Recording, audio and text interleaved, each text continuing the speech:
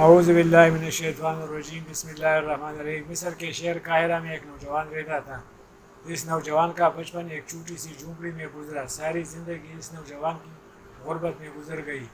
لیکن اس نوجوان نے اپنے دل میں ٹھان لیا تھا کہ میں اپنے بابا کی طرح ساری زندگی اس چھوٹی سی جھونپڑی میں نہیں گزاروں گا، بلکہ محنت مزدوری کر کے ایک اچھا سا گھر بناؤں گا۔ وہ نوجوان ایک قبیلے کے سردار کی حویلی کے پاس گزرتا تو اس کو دیکھ کر ہر وقت یہی کہتا کہ ایک دن اس حویلی سے بھی اعلیٰ شان اپنا گھر بنواؤں گا، اور اس کی باتوں کو سن کر اس کے قریبی دوست اور اس کے گاؤں والے اس پر کہکہے لگاتے اور کہتے کہ جس کا سارا بچپن اور آدھی جوانی ایک جھونپڑی میں گزر گئی، وہ اتنی بڑی حویلی میں رہنے کی خواب دیکھ رہا ہے۔ لیکن وہ کہتا تھا کہ جو انسان بڑے خواب دیکھتا ہے تو اس کی تعبیر بھی اتنی بڑی ہی ہوتی ہے۔ وہ گزرتا رہا اور وہ نوجوان محنت مزدوری کر کے اپنے گھر کے لیے پیسے جمع کرتا رہا۔ اب تقریباً اس کی عمر 25 سال کی لگ بھگ ہو چکی تھی۔ اس کا باپ بوڑھا ہو چکا تھا۔ اس کا باپ اب کمائی کے قابل نہیں رہا۔ اس کی بوڑھی ماں قبیلے کے سردار کے پاس ملازمت کرتی تھی۔ اس کی ماں کے کمائے گئے سکوں سے ان کے گھر کا گزارا ہوتا تھا۔ وہ نوجوان جو پیسے کماتا تھا اپنے اچھے گھر بنانے کے لیے ان کو جمع کرتا رہا۔ وقت گزرتا رہا اور تقریباً 28 سال کی عمر میں اس نوجوان نے اتنا سونا جمع کر لیا کہ اب ایک اچھا سا گھر بنا سکتا۔ اب اس نے اپنے باپ کو ایک دن جھونپڑی میں کہا، بابا جان، میں نے بچپن میں خواب دیکھا تھا کہ میں آپ کی طرح ساری زندگی جھونپڑی میں نہیں گزاروں گا، بلکہ محنت کر کے رقم جمع کروں گا اور اچھا گھر بناؤں گا۔ لیکن اچھا گھر بنوانے کی تو میں نے پیسے جمع کر لیے، لیکن جس جگہ ہمارا گھر ہوگا اس جگہ کے لیے ہمارے پاس کوئی زمین موجود نہیں۔ تو اس کے بوڑھے باپ نے کہا، بیٹا تم اس بات کی فکر نہ کرو، کل میں گاؤں میں جاؤں گا اور گاؤں کے چودھری صاحب سے معلوم کروں گا کہ اگر کسی کے پاس کوئی موزوں جگہ بیچنے کے لیے دستیاب ہوگی تو ہم وہ جگہ خرید کر اس جگہ پر اچھا سا گھر بنائیں گے۔ وہ نوجوان صبح اٹھا اور پرجوش انداز میں اپنے کام کی طرف نکل گیا، اور دل میں یہ سوچ کر جا رہا تھا کہ میرے بابا آج میرے گھر بنانے کے لیے ایک اچھی زمین کا بندوبست کر لیں گے۔ اس کا باپ گاؤں کے چودھری کے پاس گیا تو اسے اپنے بیٹے کی ساری صورتحال کے بارے میں بتایا۔ پہلے تو چودھری کو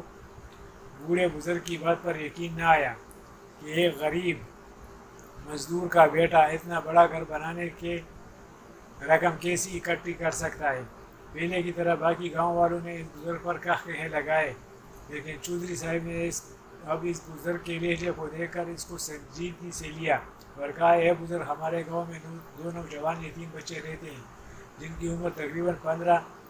یا 16 سال ہے، اور ان کی ماں پچھلے 1 سال سے بہت زیادہ بیمار ہے۔ کئی مرتبہ میں نے حکیم صاحب کو ان کی ماں کے علاج کے پیسے دیے، لیکن ان کی ماں کو بیماری بہت بڑی ہے اور اس کی علاج کرانے کے لیے ان کو شہر کے بڑے حکیم کے پاس جانا ہے۔ ان کے پاس جو جمع پونجی تھی ان کے باپ کی طرف سے وہ بھی ختم ہو چکی ہے، لیکن تم جا کر ان 2 یتیم بچوں سے معلوم کرو کہ گاؤں کے مغربی طرف پر ان کے باپ کا ایک زمین کا ٹکڑا پڑا ہوا ہے۔ اگر وہ تمہیں فروخت کرنا چاہے تو تم اس زمین کے ٹکڑے کی قیمت ادا کرو۔ ان سے رقم سے ان کی ماں کا علاج ہو جائے گا اور تمہارے بیٹے کا ایک اچھا سا گھر بن جائے گا۔ جب یہ بات بزرگ نے سنی تو چودھری صاحب کو کہا، حضور، کیا یہ آپ سچ کہہ رہے ہیں؟ کیا اس کے پیچھے جھوٹ تو نہیں ہے؟ تو چودھری صاحب نے کہا، تمہیں ایسا کیوں لگا کہ میں تم سے جھوٹ بولا؟ تو چودھری صاحب نے کہا، تو اس بزرگ نے کہا، چودھری صاحب، اگر ان بچوں کی زمین کا ٹکڑا موجود ہوتا تو شاید پہلے آپ خریدتے۔ تو چودھری صاحب نے کہا، جیسا کہ آپ جانتے ہیں کہ پچھلے سال بارش نہ ہونے کی وجہ سے میری ساری کھیت تباہ ہو گئی اور میرے پاس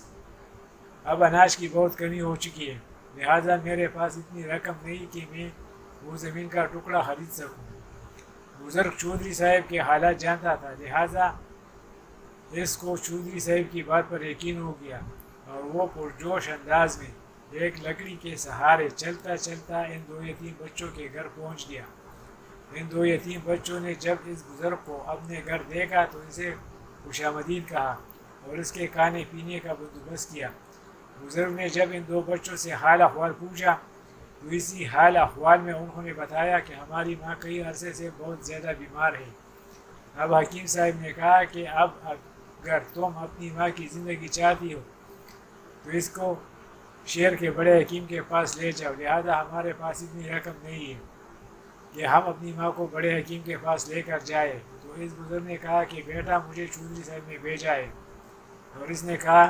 کہ تمہارے پاس ایک زمین کا ٹکڑا موجود ہے، وہ ٹکڑا تم مجھے فروخت کر دو، میں اس کی تمہیں اچھی قیمت ادا کر دوں گا، تم ان سونے کے سکوں سے اپنی ماں کا علاج کرا لینا اور اس زمین کے ٹکڑے پر میرا بیٹا ایک گھر بنا لے گا۔ جب ان دو یتیم بچوں نے یہ بات سنی تو وہ خوشی سے جگمگا اٹھے، کیونکہ انہیں اس زمین کے ٹکڑے کے بیچنے کے بارے میں پہلے کبھی خیال نہیں آیا تھا۔ جب ان دو یتیم بچوں کی طرف سے زمین کے ٹکڑے کو فروخت کرنے کی رضامندی حاصل ہوئی تو اس بزرگ نے ان دونوں بچوں کو، جن میں سے ایک کی عمر 14 سال تھی اور دوسرے کی عمر 16 سال تھی، ان کو اپنے ساتھ لیا اور چودھری صاحب کے پاس لے گیا۔ چودھری صاحب نے زمین کی مناسب قیمت بزرگ کو بتائی اور بزرگ نے مقررہ وقت پر چودھری صاحب کو اس کی رقم ادا کر دی اور پھر چودھری صاحب نے وہ رقم ان بچوں کے حوالے کر دی اور اسی طرح اس بزرگ نے وہ زمین کا ٹکڑا خرید لیا۔ اپنے گھر کی زمین کے لیے وہ نوجوان بہت خوش ہوا کہ میرا آدھا خواب مکمل ہو گیا، اب میں چودھری صاحب سے بھی بڑا اپنا گھر بنواؤں گا۔ وہ دن رات محنت مزدوری کرنے لگا اور تقریباً 1 سال کے بعد اس نے اتنی رقم جمع کر لی کہ اب اس کے گھر کے پیسے اکٹھے ہو گئے۔ اب اس نوجوان نے اپنے گھر کی تعمیر کے لیے مزدور اور معمار لگا دیے، زمین کی کھدائی شروع ہو گئی اور وہاں گھر بننے کا وقت گزرتا رہا۔ تقریباً 10 دن گزرے کہ اچانک ایک مزدور اس نوجوان کے پاس دوڑتا ہوا آیا اور بتایا، بھائی صاحب، جس زمین پر آپ کا گھر بن رہا تھا وہ گھر وہاں پر گر گیا۔ جب یہ بات اس بوڑھے بزرگ اور اس نوجوان نے سنی تو وہ بڑا پریشان ہو گیا کہ نہیں کوئی طوفان آیا، نہیں کوئی آندھی، نہیں کوئی زلزلہ آیا، تو پھر آخر میرا گھر کیسے گر گیا؟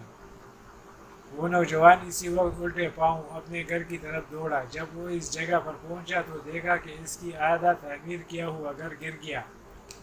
اس کے آدھے گرے ہوئے گھر کو تمام گاؤں والوں نے دیکھ کر بہت افسوس کیا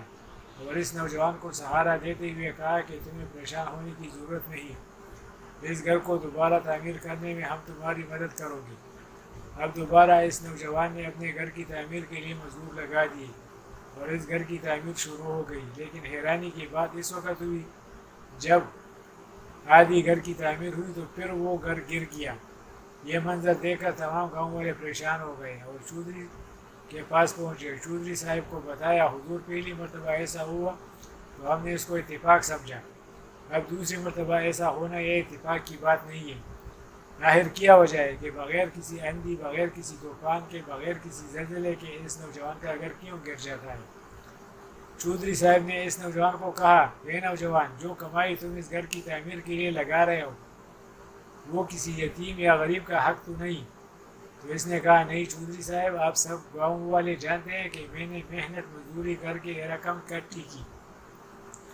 تاکہ اپنا گھر بنا سکوں، اور اس بات سے تمام گاؤں والے بھی واقف تھے کہ وہ نوجوان کتنا محنتی اور لگن والا تھا، لہذا گاؤں والوں کو اس پر پورا یقین تھا کہ گھر کی تعمیر میں استعمال ہونے والی رقم حرام کی نہیں ہے۔ چودھری صاحب نے گاؤں کے امام صاحب کو اپنے پاس بلایا اور اسے ساری صورتحال بتائی۔ امام صاحب نے کہا، چودھری صاحب، میری سمجھ میں بھی کچھ نہیں آ رہا ہے، اس نوجوان نے جس جگہ پر اپنے گھر کی تعمیر شروع کروائی، اس زمین کے ٹکڑے کی اس نے رقم آپ کے ہاتھوں ادا کی، اور جس گھر کی تعمیر کے لیے یہ رقم خرچ کر رہا ہے وہ بھی اس کے حق حلال کی کمائی کی ہے، لہٰذا لیکن اس بارے میں ہمیں نہیں پتہ چل رہا کہ آخر گھر کی تعمیر مکمل ہونے سے پہلے اس کا گھر کیوں گر جاتا ہے۔ یہ بات تمام گاؤں والوں میں پھیل گئی اور لوگ ایک دوسرے سے حیرانی کے عالم میں پوچھنے لگے کہ آخر ایسا کیوں ہو رہا ہے۔ اب گاؤں والوں نے یہ فیصلہ کیا کہ اب تمام گاؤں والے مل کر اس گھر کو دوبارہ تعمیر کرتے ہیں۔ یہ بات اب تمام لوگوں کے دلوں میں بیٹھ گئی اور اسی رات سے پردہ اٹھانے کے لیے تمام لوگوں نے پھر سے اینٹیں لگانا شروع کر دی، تمام مزدور لگ گئے، معمار شروع ہو گئے اور گھر کی تعمیر شروع ہونے لگی۔ وقت گزرتا رہا۔ ایک ہفتے کے بعد جب گھر کی پھر سے آدھی تعمیر ہوئی تو وہ حیرانگی کی بات اس وقت ہوئی کہ پھر سے وہ گھر گر گیا اور ایک اینٹ بھی نہ بچی۔ تمام لوگ پھر سے حیران ہو گئے اور چودھری صاحب کے پاس گئے اور کہا حضور ہمیں اس بات کی سمجھ نہیں آ رہی ہے کہ آخر اس نوجوان کے حق حلال کی کمائی کے باوجود اس کا گھر کیوں گر جاتا ہے۔ یہ سن کر چودھری صاحب بھی پریشانی کے عالم میں بیٹھا سوچ رہا تھا۔ اتنے میں ایک بوڑھا بزرگ جو اس گاؤں میں رہتا تھا وہ بولا اور کہا اس مسئلے کا حل صرف ایک انسان کے پاس ہے۔ اگر اس انسان تک ہمیں رسائی حاصل ہو جائے تو وہ ہی اس مسئلے کا حل نکال سکتے ہیں۔ تمام لوگ اس بزرگ کی طرف متوجہ ہو گئے اور سوچنے لگے کہ آخر ایسا کون سا نوجوان ہے جو اس مسئلے کا حل نکال سکتے ہیں اور اس راہ سے بھی پردہ اٹھا سکتے ہیں کہ آخر اس گھر کی آدھی تعمیر ہوتے ہی یہ گھر کیوں گر جاتا ہے۔ اس بوڑھے بزرگ نے کہا کہ اگر اس بات کی خبر ہمارے سلطان عبدالعزیز کو ہو جائے کہ اس نوجوان کی ساری زندگی کی محنت کی کمائی سے بنایا گیا گھر 3 مرتبہ گر چکا ہے، حالانکہ اس کی کمائی بھی حلال کی ہے اور اس نے جس زمین پر گھر تعمیر کیا وہ بھی اس کے حق حلال کے پیسوں سے خریدی گئی ہے۔ تمام لوگوں کو اس کی بات پر تجسس ہونے لگا اور چودھری صاحب نے بھی اس بات پر رضامندی ظاہر کی کہ اب ہم اس مسئلے کو لے کر اپنے سلطان عبدالعزیز کے پاس لے جائیں گے۔ قاضی صاحب کو اسی وقت چودھری صاحب کی حویلی میں بلایا گیا اور قاضی صاحب نے چودھری صاحب سے وعدہ کیا کہ میں اس مسئلے کو لے کر سلطان عبدالعزیز کے پاس جاؤں گا، وہی اس مسئلے کو حل نکالیں گے۔ اگلے دن قاضی صاحب نے گاؤں کے چودھری صاحب اس نوجوان کو جس کے گھر کی تعمیر ہو رہی تھی، اس کے بوڑھے باپ اور باقی گاؤں کے بزرگوں کو لے کر سلطان عبدالعزیز کی عدالت میں حاضر ہوئے۔ سلطان عبدالعزیز نے مصروفیات ختم کرنے کے بعد قاضی صاحب کو اپنے پاس بلایا اور کہا قاضی صاحب آخر ایسا کیا مسئلہ ہوا کہ آپ کو میری عدالت میں حاضر ہونے کی ضرورت پیش آئی؟ تو قاضی صاحب نے شروع سے لے کر آخر تک سلطنت عثمانیہ کے 32ویں سلطان عبدالعزیز کو اس واقعے کے بارے میں تفصیل سے بتایا۔ یہ کچھ روایات میں ملتا ہے کہ قاضی صاحب کے بتانے سے پہلے ہی اس مسئلے کے بارے میں سلطان عبدالعزیز جان چکا تھا، کیونکہ یہ بات پوری سلطنت میں پھیل چکی تھی اور اسی بات کی وجہ سے وہ گاؤں اور خاص طور پر وہ زمین کا ٹکڑا جس جگہ پر اس نوجوان کی گھر کی تعمیر ہونے والی تھی وہ بہت مشہور ہو چکا تھا۔ دور دور سے لوگ اس زمین کے ٹکڑے کو دیکھنے کے لیے آتے کہ آخر اس زمین کے ٹکڑے میں ایسی کیا خاص بات ہے۔ اتنے ماہر معمار لگانے کے بعد بھی اس جگہ پر گھر تعمیر نہیں ہو سکا اور کچھ روایات میں یہ بھی ملتا ہے کہ اس جگہ پر گھر کے علاوہ مسجد بھی تعمیر کی گئی، لیکن مسجد کی تعمیر بھی مکمل نہ ہو سکی اور وہ بھی گر گئی۔ لہذا جب سلطان عبدالعزیز نے یہ سارا معاملہ سنا تو وہ بھی حیران اور پریشان کے عالم میں سوچنے لگا اور قاضی صاحب کو کہا کہ کل صبح میں اپنی سپاہیوں کے ساتھ تمہارے گاؤں میں تشریف لے کر آؤں گا، اس زمین کو ٹکڑے کو دیکھوں گا اور پھر ہی اس مسئلے کا حل نکال سکوں گا۔ اگلی صبح سلطان عبدالعزیز کا تمام گاؤں والوں نے استقبال کیا۔ سلطان عبدالعزیز سب سے پہلے اس زمین کے ٹکڑے پر گیا تو سلطان عبدالعزیز نے پوچھا یہ زمین کا ٹکڑا پہلے کس کا تھا؟ تو قاضی صاحب نے کہا یہ ہمارے گاؤں کے 2 یتیم بچے جن میں سے ایک کی عمر 14 سال اور دوسرے کی عمر 16 سال ان کا ہے، ان سے اس نوجوان نے اپنے گھر کی تعمیر کے لیے خریدا اور اس بات کو کہ گواہ ہمارے گاؤں کے چودھری صاحب ہیں اور اس بات کی گواہی چودھری صاحب نے بھی سلطان عبدالعزیز کے سامنے دی کہ اس نوجوان نے اس زمین کی مناسب قیمت ادا کی۔ اب سلطان عبدالعزیز نے اس نوجوان کو حکم دیا کہ جا کر ان 2 یتیم بچوں کو حاضر کرو۔ وہ نوجوان یتیم بچوں کے پاس گیا اور کہا کہ آپ کو سلطان بلا رہا ہے۔ اب وہ ان دونوں کی ماں کو جو کہ اب شفا یاب ہو چکی تھی، جب اس نے سنا کہ میرے بچوں کو ہماری سلطنت کا سلطان بلا رہا ہے تو وہ خوشی سے جھوم اٹھی اور اپنے بچوں کو لے کر سلطان کی عدالت میں حاضر ہو گئی۔ سلطان نے ان 2 یتیم بچوں کی ماں سے پوچھا کہ یہ زمین کا ٹکڑا کس کا تھا؟ تو اس نے کہا کہ یہ زمین کا ٹکڑا میرے شوہر نے ایک موچی سے خریدا تھا جو کہ اس گاؤں سے ہجرت کر گیا تھا۔ تو پھر سلطان عبدالعزیز نے کہا کہ تمہارے شوہر کی کوئی ایسی آخری خواہش یا تمہارے شوہر کی کوئی ایسی راز کی بات جو صرف تم جانتی ہو؟ تو اس نے کہا سلطان معظم میرے شوہر کی کوئی ایسی راز کی بات نہیں ہے، ہاں میرے شوہر کی یہ خواہش تھی وہ بھی اس نوجوان کی طرح چاہتا تھا کہ میرے بچوں کا اس جگہ پر ایک عالیشان گھر ہو جس میں وہ دونوں بھائی مل کر رہ سکے، کیونکہ میرے شوہر اور میری ساری زندگی اس کچے مکان میں گزری، اور اس جگہ پر گھر کی تعمیر کرنے کے لیے میرے شوہر نے بہت سارا سونا بھی جمع کر لیا تھا، لیکن اس بات کے بارے میں صرف وہی جانتے تھے کہ اس نے جو سونا کہاں رکھا تھا، اور اس کے اچانک ہونے اس کی تمام خواہشیں اس کے ساتھ دفن ہو گئی، اور اس سونے کے بارے میں کسی کو پتہ نہیں، لہٰذا تب سے لے کر آج تک وہ زمین کا ٹکڑا اسی طرح سنسان پڑا رہا۔ جب یہ بات سلطان عبدالعزیز نے سنی تو وہ سوچنے لگا اور کہا آخر ان دو بچوں کے باپ نے وہ سونا کہاں چھپایا؟ تھوڑی دیر سوچنے کے بعد سلطان عبدالعزیز نے سپاہیوں کو حکم دیا کہ بہت سارے مزدور لے کر حاضر ہو۔ چند ہی لمحوں میں بہت سارے مزدور کدائے اٹھائے حاضر ہو گئے۔ سلطان عبدالعزیز نے ان تمام مزدوروں کو حکم دیا کہ زمین والی جگہ پر کھدائی شروع کر دی جائے۔ تھوڑی دیر بعد اور اب مزید مزدور اس جگہ پر کھدائی کرنے لگے۔ کھدائی کرتے کرتے تھوڑی دیر میں ایک مزدور نے آواز لگائی، حضور اس جگہ کے نیچے ہمیں ایک صندوق دکھائی دیا۔ مزدور وہ صندوق کو لے کر سلطان عبدالعزیز کے سامنے حاضر ہو گئے۔ اس صندوق پر ایک بڑا سا تالا لگا ہوا تھا۔ زمین میں رہنے کی وجہ سے وہ کافی زنگ لگ چکا تھا، لیکن اس کی چابی کسی کے پاس نہیں تھی، کیونکہ صندوق کے بارے میں ان دو بچوں کے باپ کے علاوہ کوئی نہیں جانتا تھا، جو کہ اب اس دنیا سے جا چکا تھا۔ سلطان عبدالعزیز نے اس وقت ایک مزدور سے کدالا لیتے ہوئے صندوق پر مارا اور اس کا تالا ٹوٹ گیا۔ جب سلطان عبدالعزیز نے صندوق کو توڑا تو وہ صندوق سونے کے سکوں سے بھرا ہوا تھا، اور اس میں لکھا ہوا تھا کہ اگر زندگی باقی رہی تو میں ان سونے کے سکوں سے اپنے بچوں کے لیے ایک عالیشان گھر بنواؤں گا۔ جب یہ پرچی سلطان عبدالعزیز نے پڑھی تو اس کی آنکھوں میں آنسو آ گئے، اور گاؤں کے چودھری صاحب اور تمام لوگوں کو کہا کہ اس جگہ پر 3 مرتبہ گھر تعمیر ہونے کے بعد گرنے کی سب سے بڑی وجہ یہی تھی، کیونکہ زمین کے نیچے ان دو بچوں کا خزانہ چھپا ہوا تھا۔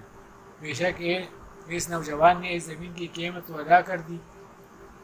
لیکن اس زمین کے نیچے چھپے خزانے کی ادا نہیں کی تھی۔ شاید قدرت چاہتی تھی کہ اگر اس جگہ گھر بن گیا تو پھر یہ خزانہ کبھی بھی کسی کے سامنے نہیں آئے گا، لہٰذا 3 مرتبہ گھر تعمیر ہونے کے باوجود یہ گھر گر گیا، اور تمام گاؤں والوں کو یہ بات سمجھ میں آ گئی کہ 3 مرتبہ گھر تعمیر ہونے کے بعد بھی کیوں گر گیا۔ اب سلطان عبدالعزیز نے اس نوجوان کو کہا کہ جس جگہ تم پہلے گھر بنانا چاہ رہے تھے وہ زمین تم ان بچوں کے حوالے کر دو، یہ اپنے باپ کی خواہش کے مطابق سونے سے اپنے گھر تعمیر کریں گے، اور جس جگہ تم گھر تعمیر کرنا چاہتے ہو اس کے لیے میں تمہیں زمین دوں گا۔ اور اس کے بعد سلطان عبدالعزیز نے ان دو بچوں کو ان کی زمین واپس کروا دی بغیر کسی قیمت کی، اور اس نوجوان کو جس نے گھر بنانے کے لیے زمین خریدی تھی اس کو گاؤں کے مشرقی طرف سے ایک زمین سے دوگنا زمین کا ٹکڑا سرکاری خزانے سے خرید کر دے دیا، اور اس کے بعد اس نوجوان نے وہاں ایک عالیشان حویلی تعمیر کرائی، اور دوسری طرف اس جگہ پر ان دو بچوں نے اپنے باپ کے خواب کے مطابق وہاں ایک عالیشان حویلی تعمیر کرائی، اور کہتے ہیں کہ وہ گاؤں ان دو حویلیوں کی وجہ سے بہت مشہور ہو گیا، اور گاؤں جس جگہ صرف چرواہے رہتے تھے اب وہ گاؤں چند سال بعد تجارت کا مرکز بن گیا۔